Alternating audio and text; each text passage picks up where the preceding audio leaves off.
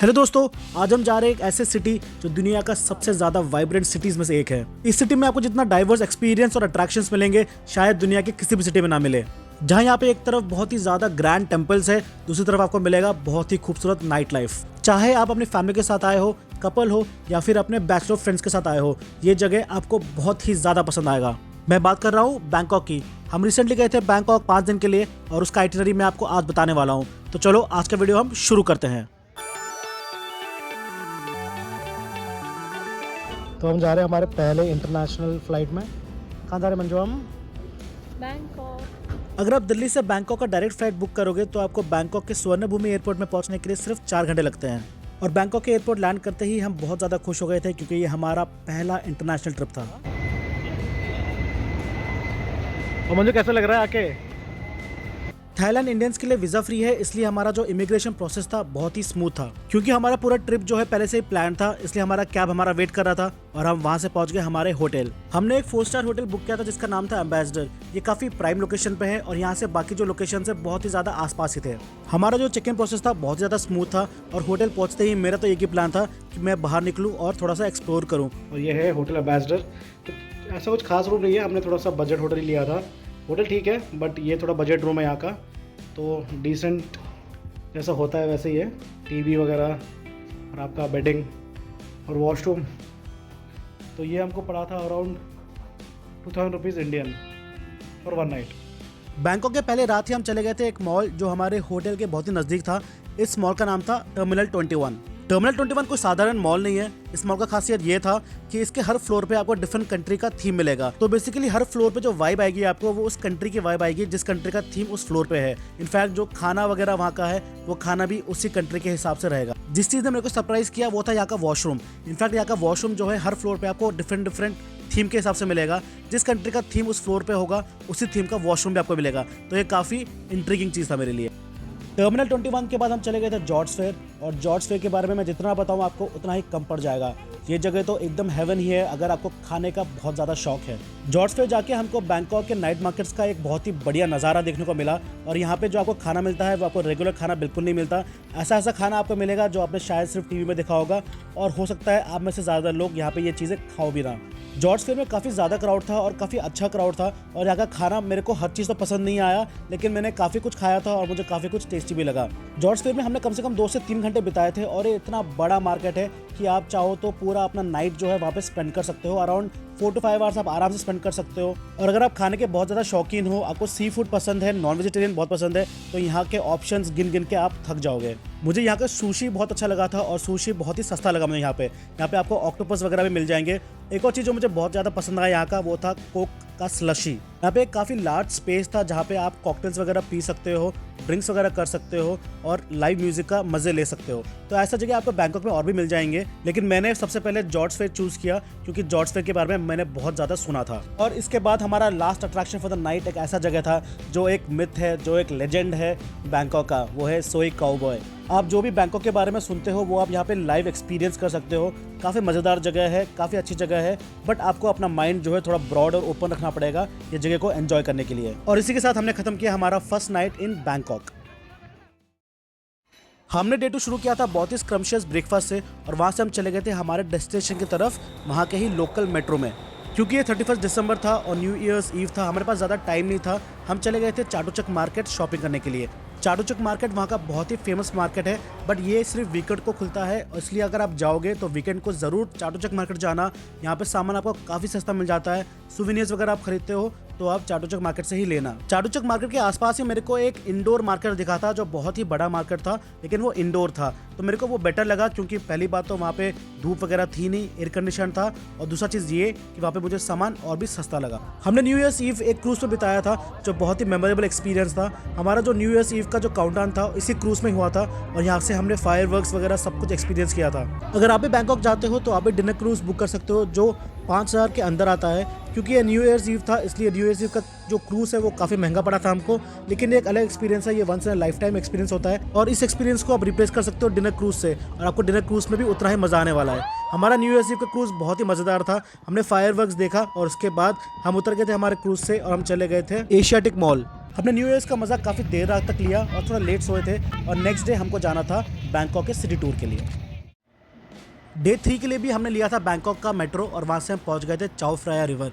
तो बेसिकली इस दिन हमको करना था बैंकॉक का लोकल टूर और उसके लिए हमने लिया था ऑल डे क्रूज पास। तो ऑल डे रिवर पास जो होता है वो हमको पड़ा था 150 बाट का, that is around 400 Indian rupees. और इतने में आप पूरा दिन जो है रिवर चैनल से आप जो भी साइट सीइंग करना चाहते हो आप कर सकते हो पूरे दिन के लिए। जो बैंकॉक के मेजर अट्रैक्शन है, मेजर टेंपल है, आप इसी क्रूज़ के थ्रू कर सकते हो।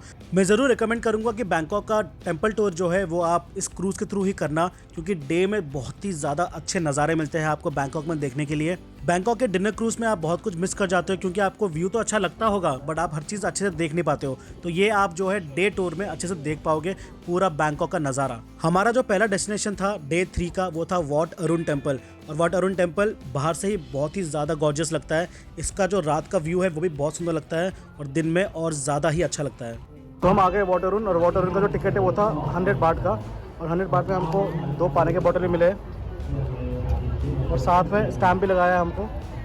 वॉट फोर्ट टेम्पल को टेम्पल ऑफ डॉन भी बोला जाता है और इसका जो आर्किटेक्चर है बहुत ही यूनिक है और इसी यूनिक आर्किटेक्चर की वजह से ये हद से ज़्यादा फेमस है और यहाँ पे बहुत ज़्यादा भीड़ आती है। इन टेम्पल्स में आपको बहुत सारे लोग वहाँ के कॉस्ट्यूम पहन के फोटो या वीडियो लेते हुए दिख जाएंगे। ये हमने किया नहीं क्योंकि ये बहुत ही ज़्यादा कॉस्टली था। हमने सिर्फ वहाँ के श्राइन्स विजिट किए जो बहुत ही इंटरेस्टिंग थे और उसके बाद हम चले गए वहाँ के सेकेंड टेम्पल की तरफ।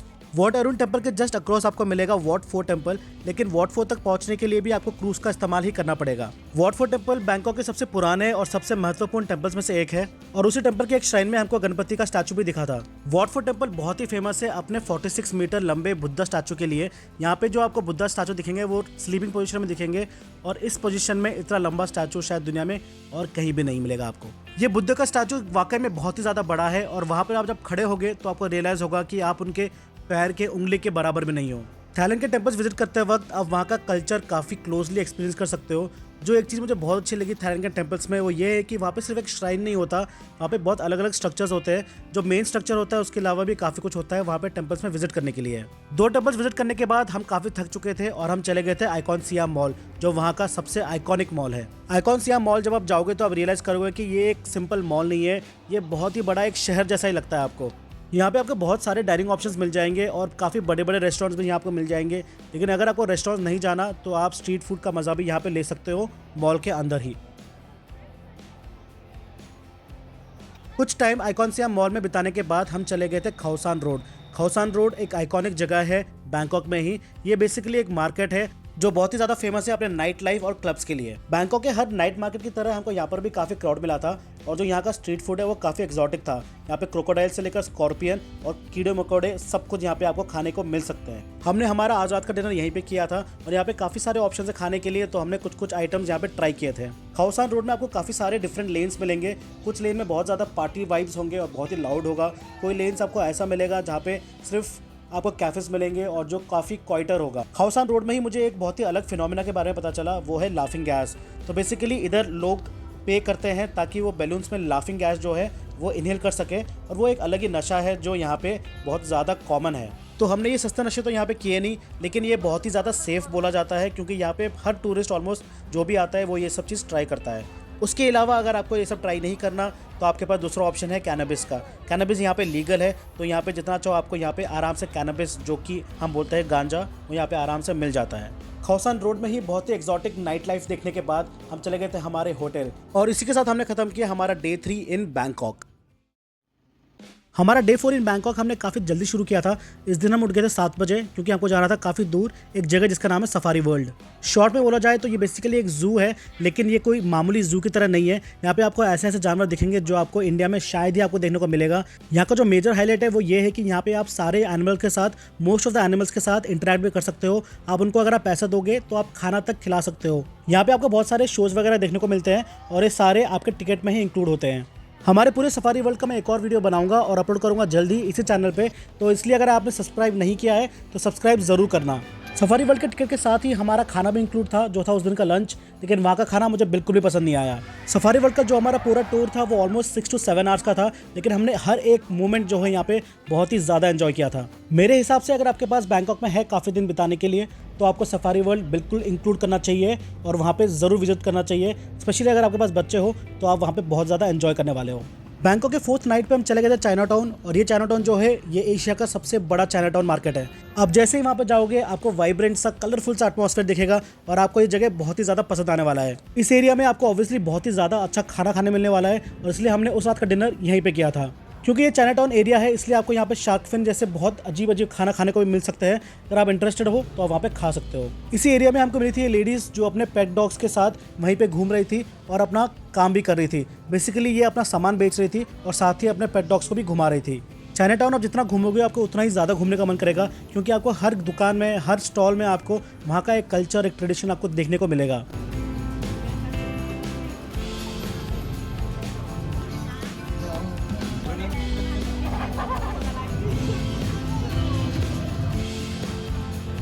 चाइना टाउन में काफ़ी देर तक घूमने के बाद हमने वहाँ का एक कलरफुल टैक्सी लिया और हम चले गए थे हमारे दूसरे डेस्टिनेशन उस रात के लिए, जिसके नाम में सिर्फ 2 शब्द है, नाना प्लाजा। नाना plaza basically adult night life के लिए जाना जाता है, और वहाँ पे आप क्या कर सकते हो और क्या नहीं वो आपको वहाँ जाकर ही पता चलेगा, या फिर आप उसको ऑनलाइन भी सर्च कर सकते हो। बैंकॉक में जो मुझे एक खास चीज़ लगी वो थी वहाँ के वॉशरूम्स। तो वहाँ के वॉशरूम्स के लिए आपको अराउंड 5 बाट मिनिमम, जो मुझे लगा था 5 बाट मिनिमम आपको देना पड़ता है। तो अगर 5 बाट का चेंज आपके पास नहीं होता है तो आपको वहाँ पे कैश डालना पड़ता है, और कैश के बदले आपको 5 बाट के सिक्के मिल जाते हैं। और सारे वॉशरूम जो होते हैं वो लॉक होते हैं, तो अगर आप सिक्का डालते हो 5 बाट का तभी वो जो वॉशरूम्स है वो ओपन होते हैं, ताकि आप वो वॉशरूम यूज़ कर सको। तो मुझे काफ़ी अच्छा कॉन्सेप्ट लगा, ऐसा कॉन्सेप्ट इंडिया में भी आना चाहिए।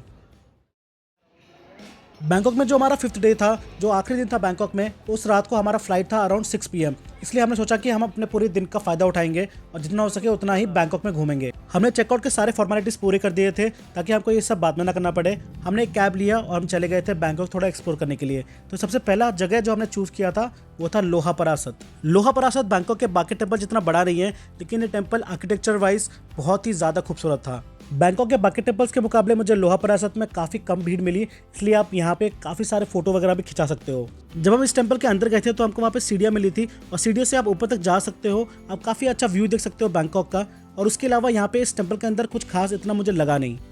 लोहा परासत के जस्ट अपोजिट साइड आपको मिलता है एक बहुत ही ज़्यादा ग्रैंड टेम्पल, जिसका नाम है वॉट साकेत। वॉट साकेत एक टेम्पल है जो लोकेटेड है पहाड़ के चोटी पे, और ये बहुत ही ज़्यादा खूबसूरत है। इसका पूरा एम्बियंस जो है, जो पूरा सराउंडिंग है, ये आपको बहुत ही ज़्यादा मस्मराइज करेगा। यहाँ पे आपको थाईलैंड का बहुत ही रिच कल्चर देखने को मिलता है। जैसे कि हमने यहाँ पे देखा था कि लोग यहाँ पे पत्तों में अपने विशेष लिखते हैं और ये पत्तों को यहीं पे टांग देते हैं। वॉट साकेत में काफ़ी रेस्ट्रिक्शन है इन टर्म्स ऑफ ड्रेस, इसलिए जब आप लेडीज़ वगैरह जाते हैं वहाँ पे तो उनको अच्छे से अपने आप को ढकना पड़ता है।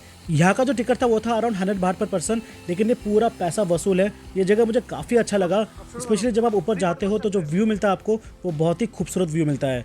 यहाँ पर टेम्पल तक पहुँचने के लिए आपको जो स्टेप्स पूरे करने पड़ेंगे वो है 344 स्टेप्स। लेकिन ये जो 344 स्टेप्स है आपको ज़्यादा लगेंगे नहीं, क्योंकि ये जो एंटायर पाथ है, जो एंटायर रास्ता है, आपको बहुत ही ज़्यादा खूबसूरत लगेगा। रास्ते में आपको एक कैफ़े तक मिलता है, और रास्ते में आपको एक जगह मिलेगा जहाँ पे बहुत सारे बेल्स वगैरह होंगे, तो आपको सारे बेल्स रिंग करने पड़ते हैं। ये एक अलग ही एक्सपीरियंस है, जब आप जाते हो तो आपको बहुत ज़्यादा मज़ा आने वाला है।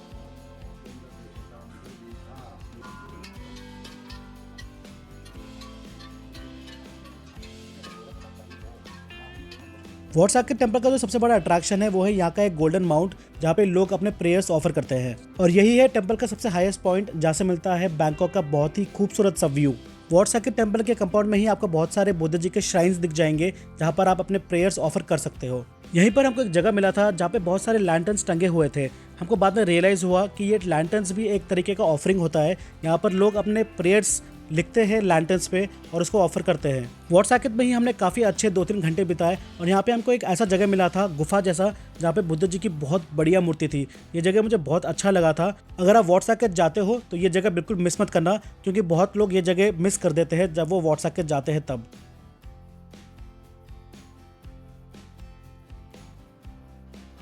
लोहा परासत और वॉट साकेत घूमने के बाद हम चले गए थे हमारे आखिरी डेस्टिनेशन, जो था एक रेस्टोरेंट, जहाँ पर हम करने वाले थे हमारा आखिरी लंच बैंकॉक में। ये रेस्टोरेंट काफ़ी फेमस है वर्ल्ड वाइड अपने अटपटे थीम को लेकर। इस रेस्टोरेंट का नाम है कैबेजेस एंड कॉन्डम्स। जैसे आप नाम से बता सकते हो, ये पूरा रेस्टोरेंट जो है कॉन्डम के थीम पे है, और एक काफ़ी इंटरेस्टिंग सा रेस्टोरेंट है। मुझे काफ़ी अच्छा लगा ये रेस्टोरेंट। बहुत ही ह्यूज रेस्टोरेंट है, मुझे लगा कि कुछ छोटा सा कैफ़े होगा, लेकिन ये कोई छोटा सा मामूली सा कैफ़े नहीं है, बहुत ही बड़ा रेस्टोरेंट है। इसमें आउटडोर और इंडोर सीटिंग दोनों थे, और साथ ही में काफ़ी बड़ा एरिया था जो एक बार एरिया था। मुझे यहाँ का खाना काफ़ी अच्छा और काफ़ी रीजनेबली प्राइस लगा, और यहाँ से मैं एक सूवेनियर भी उठा के ले गया था। लंच के बाद हम चले गए थे हमारे होटल की तरफ, और वहाँ से हम चले गए थे एयरपोर्ट, क्योंकि हमारा फ्लाइट जो है 6 बजे का था। हमको 2 घंटे पहले एयरपोर्ट पहुँचना ही था। बैंकॉक के एयरपोर्ट में ही हमको मिला एक क्यूट सा रोबोट जो पूरा एयरपोर्ट साफ भी कर रहा था। और इसी के साथ खत्म हुआ हमारा 5 डेज़ इन बैंकॉक। हमारे 5 डेज जो बैंकॉक में थे बहुत ही ज़्यादा इंटरेस्टिंग थे, बहुत ही ऐसे एक्सपीरियंसेस जो हमने कभी लाइफ में किए नहीं थे, बहुत ही मेमोरेबल हमारा पूरा जर्नी था। आई रियली होप आपको हमारा वीडियो बहुत ही पसंद आया होगा तो लाइक और शेयर ज़रूर करना। हो सके अगर आपने सब्सक्राइब नहीं किया तो सब्सक्राइब भी ज़रूर करके जाना। See you in the next video, until then keep travelling.